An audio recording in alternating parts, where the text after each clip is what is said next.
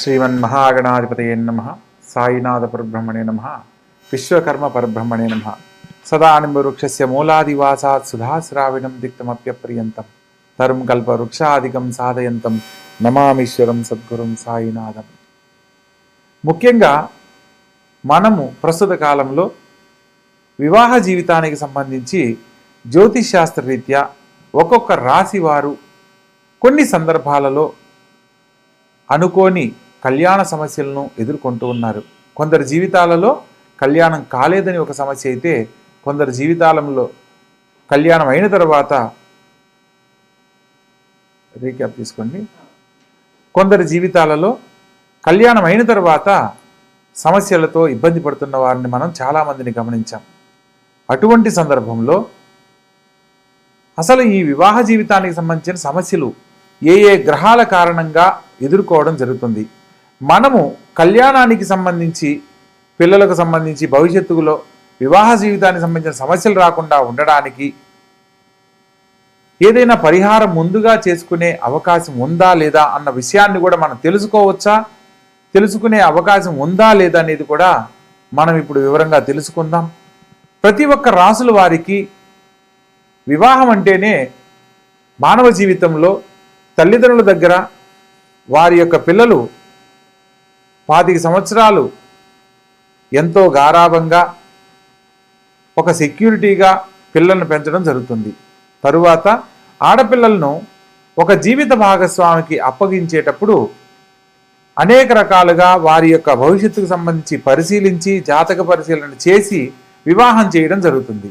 అయినప్పటికీ కొన్ని వివాహం అయిన తర్వాత సమస్యలతో ఇబ్బంది పడుతున్న వారిని మనం చాలామందిని గమనిస్తూ ఉంటాం. అటువంటి సందర్భంలో వివాహానికి సంబంధించిన సమస్యలు ఎదుర్కోకుండా ఉండాలి అనంటే కళ్యాణానికి ముందు ఏ ఏ గ్రహాలకు ఏ ఏ రాసులు వాళ్ళు ఎటువంటి పరిహారాలు ఆచరిస్తే వివాహ జీవితంలో సమస్యలు లేని జీవితాన్ని పొందుతారు అన్న అంశాన్ని మనం వివరంగా తెలుసుకునే ప్రయత్నం చేద్దాం. ప్రత్యేకంగా మానవ జీవితంలో విద్య, ఉద్యోగం, తరువాత కళ్యాణం. ప్రతి తల్లిదండ్రులు మంచి విద్యను అందిస్తారు. ఒక మంచి ఉద్యోగాన్ని కల్పించడానికి విద్య ద్వారా మనకు అన్ని రకాల సదుపాయాలు అవకాశాలు కల్పిస్తారు. విద్యా ఉద్యోగంతో పాటు వివాహం అయిన తర్వాత వారికంటూ ఒక కుటుంబం జీవితం ఏర్పడుతుంది. కాబట్టి ఆ వివాహ జీవితానికి సంబంధించి ఎటువంటి జాగ్రత్తలు తీసుకోవాలి, కళ్యాణానికి సంబంధించిన విషయాలలో మనం ఏ ఏ పరిశీలనలో సమస్యలు లేని జీవితాన్ని పొందుతారు అన్న అంశాన్ని తెలుసుకునే ప్రయత్నం చేద్దాం. ప్రత్యేకంగా ప్రతి ఒక్క కళ్యాణానికి సంబంధించి ప్రతి ఒక్కరి జీవితంలో వివాహానికి సంబంధించి వధూవర పొంతనలు పరిశీలించేటప్పుడు వధూవర గణనమేళ చక్రం అని ఒకదాన్ని పరిశీలించి దాంట్లో అష్టకూట వర్గం అంటారు.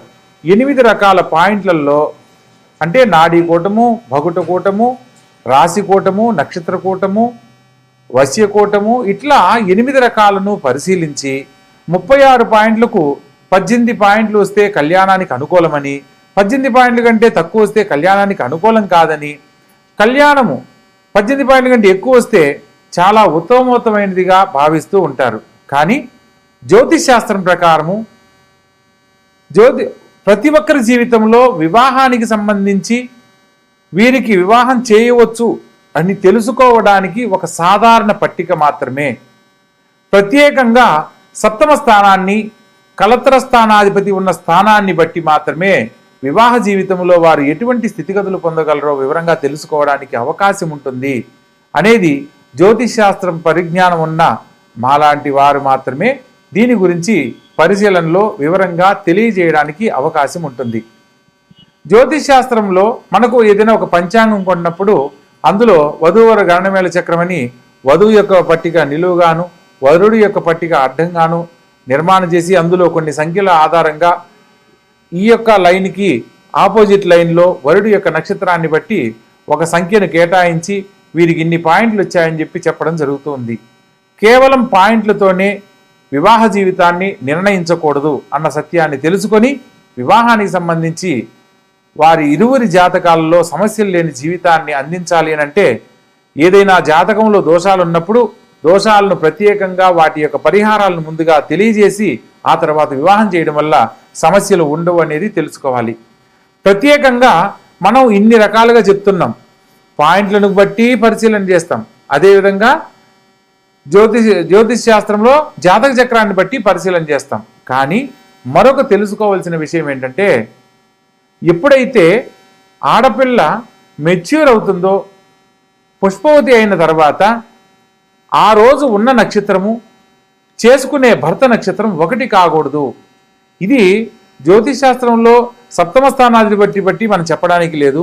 అదే వధూవరుల గణనవేల చక్రాన్ని బట్టి చెప్పడానికి లేదు. మనం ఎన్ని రకాలుగా చూసినప్పటికీ కూడా ఈ యొక్క విధానంలో కూడా అమ్మాయి యొక్క మెచ్యూర్ అయిన రోజు ఉన్న నక్షత్రము చేసుకునే భర్త నక్షత్రం ఒకటి కాకూడదు. అలా ఉన్నప్పుడు మాత్రమే వివాహం చేయాలి.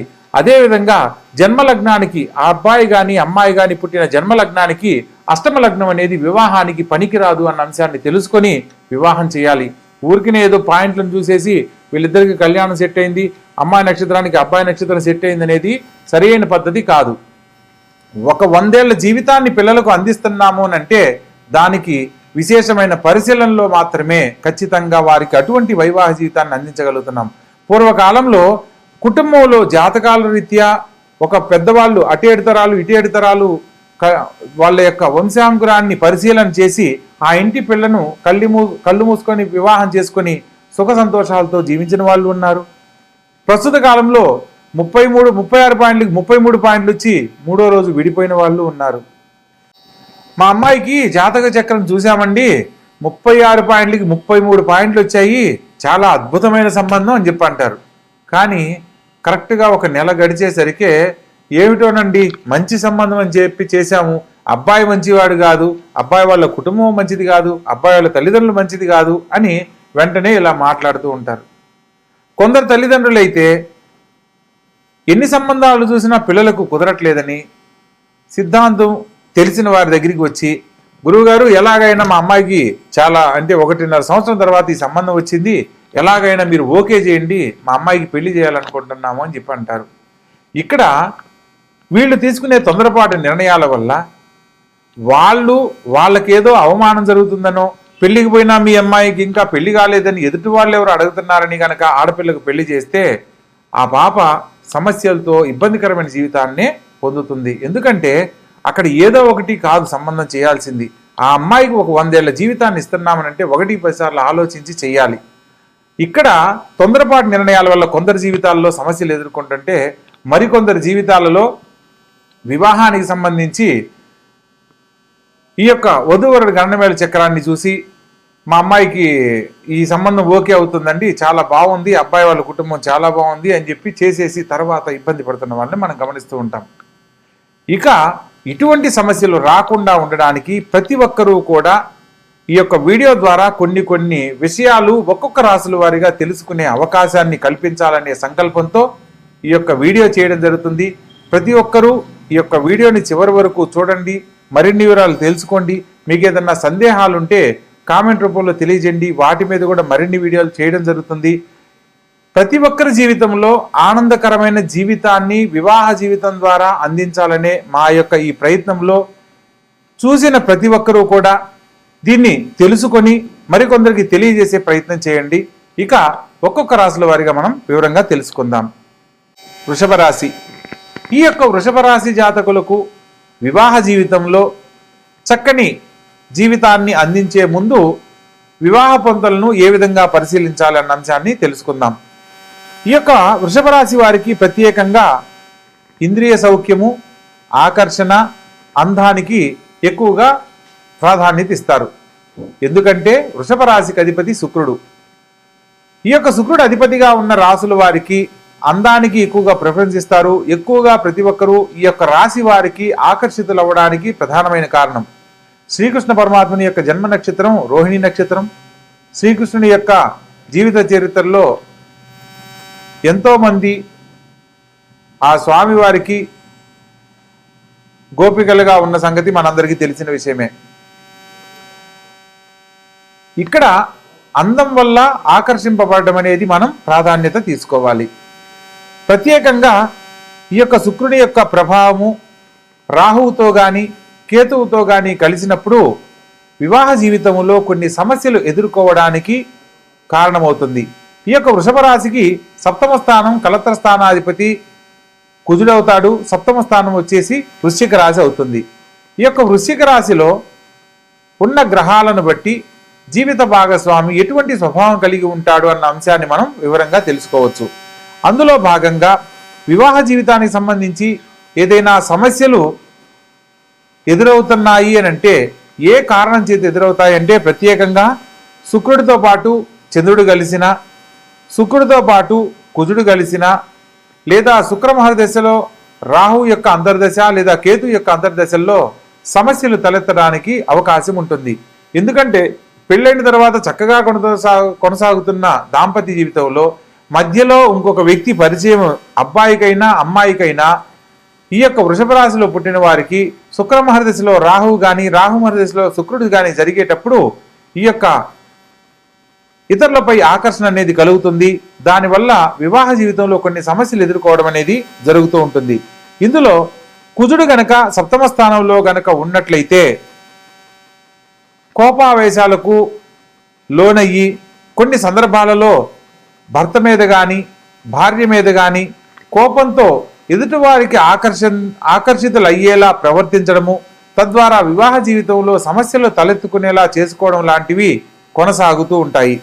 ప్రత్యేకంగా దీనివల్ల ఏమవుతుంది, ఒకరికి దగ్గర అవ్వడం కోసంగా జీవితవంతం కలిసి ఉండవలసిన జీవిత భాగస్వామితో మనస్పర్ధలు ఏర్పాటు చేసుకుంటారు.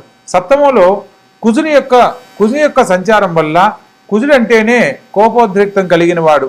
సో ఈ యొక్క కోపానికి దగ్గరైనప్పుడు ఏమవుతుంది, మనం ఎవరితో అయితే ఇష్టంగా మాట్లాడాలనో వాళ్ళతో అయిష్టం ఏర్పడుతుంది. అప్పుడు ఏమవుతుంది, అయిష్టత వల్ల ఇతరులకు దగ్గరయ్యే సందర్భాలు అది భార్య వల్ల భర్తకు, భర్త వల్ల భార్యకు జరగడానికి అవకాశం ఉంటుంది. కాబట్టి ఈ యొక్క కుజగ్రహ సంచారం జరిగేటప్పుడు వీలైనంత వరకు సంయమనం పాటించడము, జీవిత భాగస్వామితో అనుకూలంగా ఉండే ప్రయత్నం చేయాలి. ప్రత్యేకంగా రాహుగ్రహానికి సంబంధించిన పరిహారాలు కూడా ఆచరించడం వల్ల దాంపత్య జీవితంలో ఎటువంటి ఇబ్బందులు కలగకుండా అనుమానాలు లేని జీవితాన్ని పొందడానికి అవకాశం ఉంటుంది. ప్రత్యేకంగా చంద్రుడు అస్థిరంగా ఉన్నట్లయితే, అంటే చంద్రుడు అష్టమంలో ఉన్నా లేదా సప్తమ స్థానంలో ఉన్నా స్థిరమైన నిర్ణయాలు తీసుకోలేక ఇతరులకు దగ్గరయ్యే పరిస్థితులు ఏర్పడుతూ ఉంటాయి. ప్రత్యేకంగా ఈ రాశి వారికి రాహుకేతు సంయోగం వల్ల కూడా చంద్రమహర దశలో రాహు కానీ చంద్రమహర దశలో కానీ కేతు కానీ సంచరించేటప్పుడు, లేదా కేతుమహర దశలో చంద్రగ్రహ సంచారంలో కానీ ఇతరుల వ్యక్తులపై ఆకర్షణ కలిగి ఇతరులకు దగ్గరయ్యే అవకాశాలు ఏర్పడతాయి. ప్రత్యేకంగా శుక్రదశలో రాహు యొక్క అంతర్దశ జరిగేటప్పుడు, కుజగ్రహ దశలో శుక్రుని యొక్క అంతర్దశ జరిగేటప్పుడు, చంద్రమహర దశలో రాహు యొక్క అంతర్దశ జరిగేటప్పుడు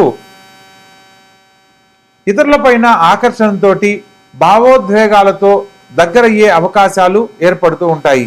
వివాహ సమయంలో జరుగుతున్న దశ అంతర్దశలను పరిశీలించి ఆపై వివాహానికి సంబంధించి సుముహూర్తాన్ని నిర్ణయించినట్లయితే సమస్యలు లేని జీవితాన్ని, వివాహ జీవితంలో ఆనందకరమైన జీవితాన్ని పొందడానికి అవకాశం ఉంటుంది.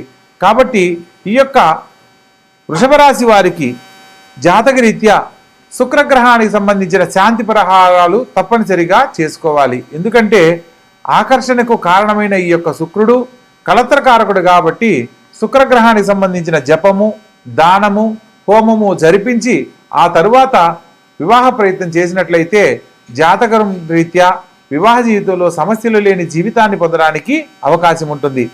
అదేవిధంగా శుక్రగ్రహానికి సంబంధించి పూజలు, జపాలు, మంత్రాలు గురువుగారు మాకు అందుబాటులో లేవు, మేము వేరే చోట ఉంటాము, మేము విదేశాల్లో ఉంటాము, సో అటువంటి టైంలో మేము మంత్రపఠనం కాకుండా, అంటే మంత్రపఠనం లాంటివి ఏదైనా ఉంటాయా, లేదా జపాలు ఇవి ఖచ్చితంగా చేయిస్తేనే ఫలితం వస్తుందా అని మీకు కనుక సందేహం ఉన్నట్లయితే శుక్రగ్రహానికి సంబంధించిన ఓం శుం శుక్రాయ నమః అనే మంత్రాన్ని కానీ, లేదా నవగ్రహ ప్రార్థనా శ్లోకాల్లో శుక్రగ్రహ మంత్రం కానీ పఠించినట్లయితే మీరు కోరుకున్న ఆనందకరమైన జీవితాన్ని వైవాహ జీవితంలో పొందడానికి అవకాశం ఉంటుంది.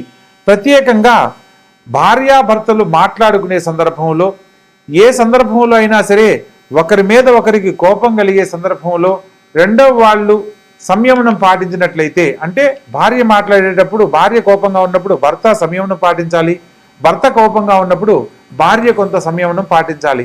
అలా గనక ఉన్నట్లయితే శుక్రగ్రహ శాంతి జరిగి ఆ కుటుంబంలో అన్యోన్య దాంపత్యంతో వాళ్ళు జీవితకాలం ఆనందంగా కొనసాగడానికి అవకాశం ఉంటుంది. కాబట్టి ఈ యొక్క గ్రహానికి సంబంధించిన దశలు అంతర్దశలు జరిగే సందర్భాన్ని బట్టి కూడా వివాహ జీవితంలో సమస్యలు వచ్చేదానికి అవకాశం ఉంది. కాబట్టి ఆయా పరిశీలనలో మంచి జీవితాన్ని ఈ యొక్క వృషభ రాశి వారికి అందించే ప్రయత్నం చేయండి. ఆనందకరమైన జీవితాన్ని వివాహ జీవితంలో అందించండి.